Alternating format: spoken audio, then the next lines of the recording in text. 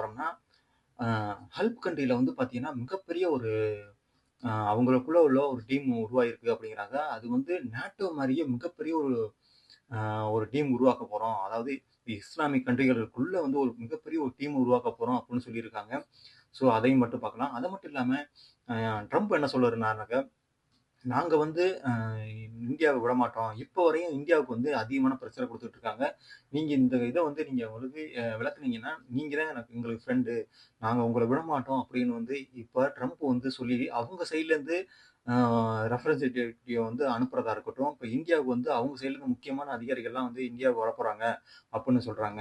So நம்ம இத பத்தியும் பார்ப்போம். அடுத்து வந்து பார்த்தீங்கன்னாக்க, இப்ப போலந்து மேல பார்த்தீங்கன்னா, அங்கே போலந்து அரசர் என்ன சொல்றாங்கன்னாக்க, நீங்க வந்து நம்ம நாட்டோட தான் இருக்கிறோம். நாட்டோல வந்துட்டு ஏன் எங்களுக்கு ஹெல்ப் பண்ண மாட்டேங்கிறீங்கன்னு சொன்னோனே, அவங்க சைட்ல இருந்து அதிகமான வந்து டிஃபென்ஸ் சிஸ்டம்லாம் வந்து அனுப்பிக்கிட்டு இருக்காங்க அப்படிங்கிற மாரி சொல்றாங்க. ஸோ இதையும் பத்தி பார்க்கலாம். கத்தார்ல வந்து அட்டாக் பண்ணாங்க. ஸோ இதுதான் வந்து இப்போ வந்து மிகப்பெரிய ஒரு பேச்சு பொருளாயிருச்சு. ஸோ இதுல வந்து என்ன பண்றாங்கனாக்க, இதுல இவங்க வந்து இஸ்ரேல் வந்து அடிச்சுட்டாங்க. ஸோ அடிச்சவன ஹமாஸ் அங்கே இருந்த ஹமாஸ் தலைவர்கள்லாம் இருப்பாங்க அப்படின்ட்டு அடிச்சிருக்காங்க. ஸோ அடிச்சதுல வந்து பார்த்தீங்கன்னா, அங்கே வந்து இருந்தது பார்த்தீங்கன்னா, அந்த ஹமாஸ் தலைவரோட பையனும், அவங்களோட அவங்களோட துணையா இருப்பாங்க பார்த்தீங்களா? அவங்க ஒரு 4, 5 பேர் வந்து இதுல இறந்துட்டாங்க. ஸோ இதுதான் வந்து அங்கே உள்ள இஸ்லாமிக் கண்ட்ரிகள்லாம் இப்ப கேட்க ஆரம்பிச்சுட்டாங்க. நீ வந்து இப்போ இவ்வளவு நாளா காசாவ அடிச்சுக்கிட்டு இருந்த. ஆனா இப்போ வந்து நீங்க வந்து எங்களையும் அடிக்க ஆரம்பிச்சுட்டீங்க.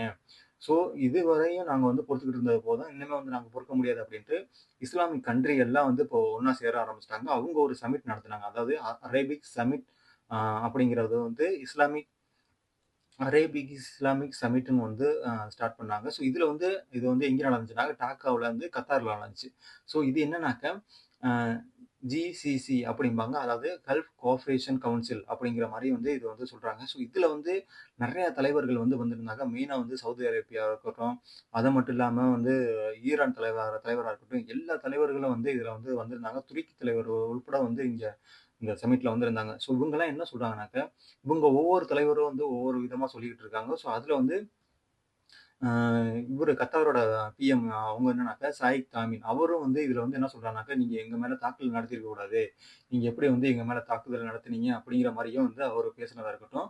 அவரு என்ன சொல்றாருனாக்கா, நீங்க வந்து அ எங்களுக்கு எங்க மே அ உள்ளிக்க இருக்காருன்னு உங்களுக்கு எப்படி தெரியும்? சரி இருக்காருன்னு தெரியுது. நீங்க எப்படி வந்து எங்க இதுல வந்து நீங்க எங்கள கேட்காம எப்படி அட்டாக் பண்ணலாம்?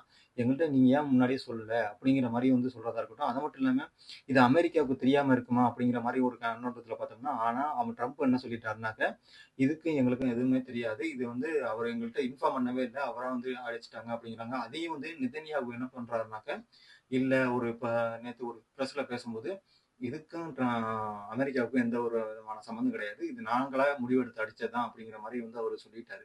ஸோ இதனால இதுலேருந்து என்ன தெரியுதுனாக்க, ட்ரம்புக்கு வந்து இத பத்தி தலைவர்கள் வந்து ஒவ்வொரு மாரி சொல்லியிருக்காங்க. இதுல மெயினா வந்து பார்த்தீங்கன்னாக்கா, துருக்கியோட எர்டகன் அவங்க என்ன சொல்லியிருக்காங்கனாக்கா, இஸ்ரேல் வந்து ஒரு ரத்த வெறியன் அப்படிங்கிற மாரியும், ஒரு டெரரிஸ்ட் அப்படிங்கிற மாரியும் வந்து இதுல வந்து குறிப்பிட்டு சொல்றாரு. ஸோ அவங்க மக்களையே வந்து அவர் கொன்னுகிட்டு இருக்காரு. ஸோ அதுதான் வந்து இதுல வந்து தெரிய வருது அப்படிங்கிற மாரி சொல்றாங்க. ஸோ அதுக்கப்புறம் பார்த்தீங்கன்னாக்கா, அப்துல் பஹால் எஸ்சி அவங்க என்ன சொல்றாங்கன்னாக்கா, இது வந்து அம் இதுல வந்து பார்த்தீங்கன்னாக்கா, அதிகமான மக்கள வந்து இவரு கொன்னுகிட்டு இருக்காரு. இவருக்கு வந்து நம்ம வந்து பொருளாதார தடை போடணும் அப்படிங்கிற மாரியும் வந்து அவர் பேசினதா இருக்கட்டும். அது மட்டும் இல்லாம மசூத் என்ன சொல்றாங்கன்னாக்கா, அதாவது ஈரானோட பிஎம் அவங்க என்ன சொல்றாங்கன்னாக்கா, இனிமே வந்து நம்ம வந்து இத வந்து பொறுத்துக்கிற முடியாது. நாடா வந்து அடிச்சுக்கிட்டு வர்றாரு. ஸோ இனிமே வந்து நம்ம இத வந்து பொறுத்துக்கிற வேண்டாம். நம்மளுக்குள்ள வந்து இனிமே வந்து அவங்கள வந்து அட்டாக் பண்ணணும் அப்படிங்கிற மாரி வந்து ஈரான் பேசினதா இருக்கட்டும். அது மட்டும் இல்லாம இதுல வந்து முகமது சூடி அவர் என்ன சொல்றாருனாக்க, இன்னும் வந்து ஒவ்வொரு மாரி சொல்லிக்கிட்டு இருந்தாங்க. அதுல ஒரு தலைவர் வந்து பாத்தீங்கன்னாக்கா, நம்ம வந்து மிக நாட்டோ மாரி மிகப்பெரிய ஒரு நம்மளுக்குள்ள ஒரு நாட்ட உருவாக்கணும். இஸ்லாமிக் நாட்டோன்னு ஒண்ணு உருவாக்கணும் அப்படிங்கிற மாரி வந்து பேசியிருந்தாங்க. இதுதான் வந்து இப்ப மிகப்பெரிய பேச்சு பொருளா இருக்கு. ஸோ இதுல வந்து பாத்தீங்கன்னா, நம்ம 5 வகையான அவங்க பேசுனத வந்து பார்க்கலாம். அதாவது கத்தார் என்ன சொல்றாங்கன்னாக்க, இத நாங்க வந்து வன்மையா கண்டிக்கிறோம் அப்படிங்கிற மாரி கத்தாரோட பிஎம் வந்து இதுல சொல்லியிருக்காங்க. இது வந்து இதனால வந்து நாங்க பொருளாதார தடை போடுறதுக்கும் வந்து நாங்க பேச்சுவார்த்தை நடத்திட்டு இருக்கோம் அப்படிங்கிற மாரி வந்து இனிமே வந்து நம்ம வந்து அவங்களுக்கு குடுக்கக்கூடிய எல்லா பொருட்களுக்குமே வந்து வரிய வந்து அதிகப்படுத்தணும். இல்லன்னா அத வந்து எல்லாமே கட் பண்ணணும். ஏன்னா இந்த இஸ்ரேல் என்ன நினைக்குதுனாக்கா, நம்ம கண்ட்ரி எல்லாத்தையும் அவங்க கால்குள்ள போட்டுக்குது. அவங்க எல்லாத்தையும் வந்து ஆக்கிரமிக்கலாம் அப்படிங்கிற மாரி நெனச்சுட்டு இருக்காரு. ஆனா இது இன்னுமே நடக்காது அப்படிங்கிற மாரியும் வந்து இங்க 2வது பாயிண்ட்ல சொன்னாங்க. 3வது பாயிண்ட் பார்த்தீங்கன்னாக்கா, நம்ம சர்வதேச விதிகளுக்கு உட்பட்டு நம்ம என்னென்ன பண்ண முடியுமோ, அத ஃபுல்லாவும் வந்து அந்த இஸ்ரேல் மேல வந்து நம்ம பண்ணணும். அப்படி பண்ணா தான் வந்து நம்ம பார்த்தீங்கன்னாக்க, நம்ம அந்த இஸ்ரேல வந்து கண்ட்ரோல் பண்ண முடியும் அப்படிங்கிற மாரி வந்து அந்த ஒரு 3வது பாயிண்ட்ல பேசியிருந்தாங்க. நம்ம 4வது பாயிண்ட் பார்த்தீங்கன்னா, அதுல வந்து இப்ப இருக்கிற வந்து நம்ம ஒரு புதிய அரசு உருவாக்கி, அந்த புதிய அரசுக்கு நம்ம எல்லா நாடுகளும் வந்து இஸ்லாமிக் நாடுகள் எல்லாம் வந்து அவங்களுக்கு வந்து உதவி செய்யணும். ஏன்னா, அங்கே உள்ள அதிகமான மக்கள் வந்து இறந்துகிட்டு இருக்காங்க. குழந்தைகள் உட்பட வந்து இறந்துட்டு இருக்காங்க. அப்படி இறக்கும்போது அவங்களுக்கு நம்ம வந்து ஹெல்ப் பண்ணணும். அதனால வந்து நம்ம என்ன பண்ணோம்னா, ஒரு புதிய அரச உருவாக்கி, அவங்களுக்கு என்ன தேவையோ வந்து நம்ம எல்லா நாடுகளும் வந்து அதாவது இஸ்லாம் நாடுகள் எல்லாம் வந்து ஒண்ணு சேரணும் அப்படிங்கிற மாரியும் வந்து இதுல என்னன்னாக்க, நம்ம நாட்டு மாரியே வந்து கல்ப் நாட்ட வந்து உருவாக்கணும். அதாவது நம்மளுக்குள்ள ஒரு படைய உருவாக்கணும். நம்ம ஒரு நாட்ட அடிச்சாக்க மத்த எல்லா நாடுகளும் வந்து சேர்ந்து வரணும். அப்படிங்கிற ஒரு அமைப்ப வந்து இப்ப உருவாக்க நினைக்கிறாங்க. ஸோ இதுதான் வந்து ஏன் வந்து இதுல வந்து வந்து உருவாக்குனாலும், இதனால பல பிரச்சனைகள்லாம் இருக்கு. ஸோ அப்படி இருக்கும்போது என்னன்னாக்க, இப்ப வந்து கல்ஃப் கண்ட்ரி எல்லாம் வந்து உருவாக்குறாங்க. அப்படி உருவாக்கும்போது பார்த்தீங்கன்னாக்க, இந்தியா வந்து அதாவது பாகிஸ்தானும் வந்து கண்டிப்பா அதுல சேரும். ஸோ அப்படி சேரும்போது அவங்க என்ன சொல்லுவாங்கனாக்க, இப்ப இந்தியா வந்து ஒரு குண்ட போட்டுருச்சு அப்படின்னு சொல்லிட்டு போயிட்டு அங்க போய் கம்ப்ளைண்ட் பண்ணாலும், இது வந்து மிகப்பெரிய பிரச்சனை ஆகும். ஸோ இதுதான் வந்து நெறைய பிரச்சனைகள் வந்து அதுக்குள்ள இருக்கிறதுக்கான காரணம் இருக்கு. ஏன்னா ஒரு கண்ட்ரி வந்து ஏதாவது ஒரு பிரச்சனை பண்ணி போனாலும், இன்னொரு கண்ட்ரி வரலான்னாலும் அதுல வந்து மிகப்பெரிய பிரச்சனை ஆகும். ஸோ இதுதான் வந்து இந்த கல்ஃப் கண்ட்ரியோட நாட்டோ அமைப்பு வந்து நாட்டோங்கிற ஒரு அமைப்பு உருவாகுமா? அப்படிங்கிறது வந்து ஒரு கேள்விக்குறியா இருக்கு.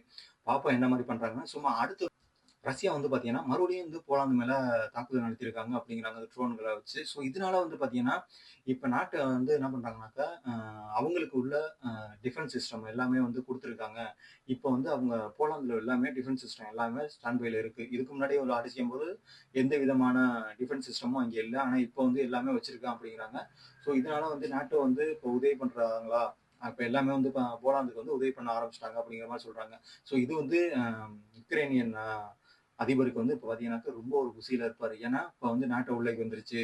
இனிமே ரஷ்யா வந்து ஈஸியா எதிர்த்துறலாம் அப்படிங்கிற மாரி சொல்றாங்க. அது மட்டும் இல்லாம அந்த இஸ்ரேல் வந்து யுக்ரைனியன் பார்த்தீங்கன்னாக்கா, இப்ப அவங்க மிகப்பெரிய ஒரு ஆயில் ரிஃபைனரி பிளேஸ்ல வந்து ஒரு அட்டாக் பண்ணியிருக்காங்க.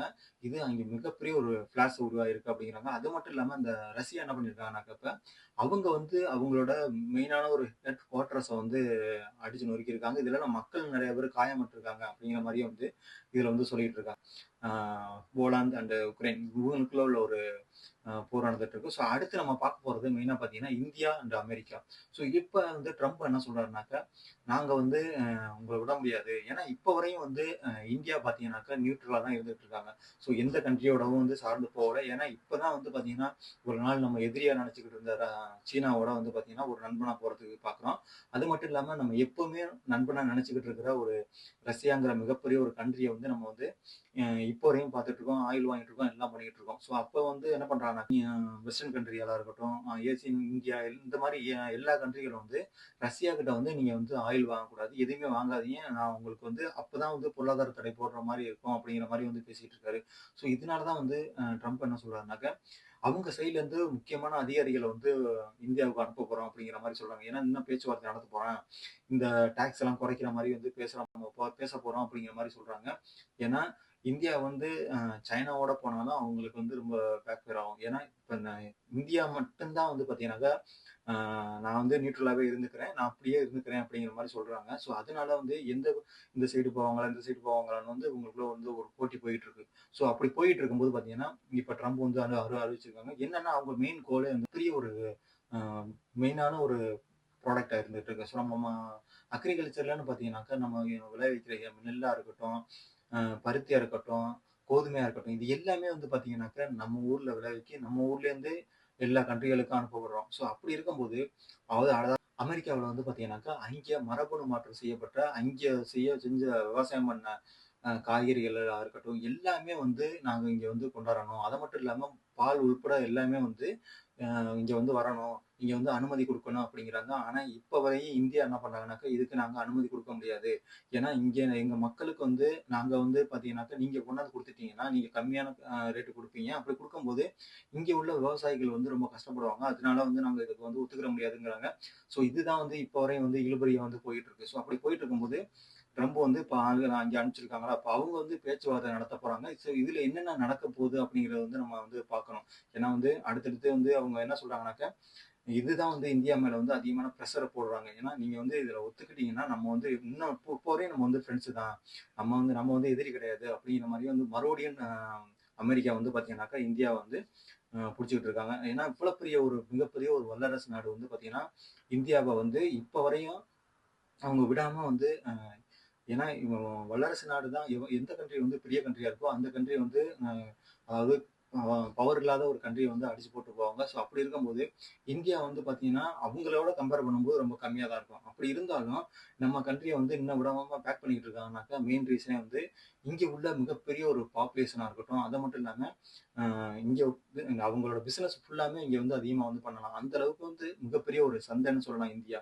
அதாவது சைனா வந்து இதுக்கு முன்னாடி இருந்தாங்க. இப்பவும் சைனா இருக்கிறாங்க. பட் ஆனா இப்ப சைனாவோட அதிகமான வந்து பொருளாதார தடைகள் இதெல்லாம் போட்டுட்டு இருக்காரு. அது மட்டும் இல்லாம அவங்களுக்கு தான் வந்து மெயினாவே இருந்துட்டு இருக்காங்க.